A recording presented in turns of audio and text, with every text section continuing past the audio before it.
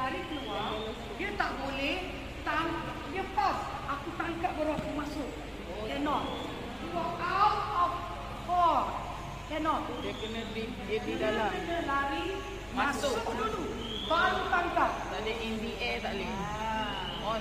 Kat pemain tu dari luar gelanggang. Maknanya dia bermain di luar. Itu nombor berapa Azhar tadi? Cannot. Nombor 15 eh? 15. Manusia. Muka surat. Pemain. Terus 15 yang Out of court. Rule 15, muka surat 51. Paling ketiak.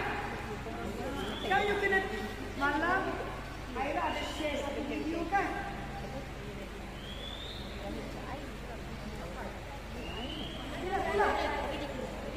Satu video je kat sini tu. Ada tengok tak video tu? You see. Tengok tak semua? Apa video tu? Apa tak buka video tu? Oh, video yang ada ke Aira share?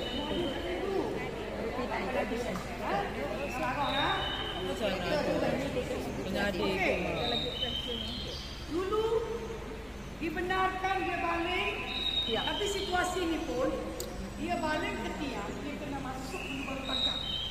Kalau dia balik ke tiang, dia tangkap dia baru masuk, sama out of court, tak boleh.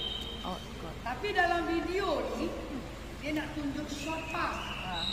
Maknanya dia balik, dia masuk dulu tangkap, tapi ruang antara tiang dengan dia balik tu tidak ada ruang untuk pihak ketiga melakukan intercept. Legally intercept tu tak cukup. Jadi dikira short pass.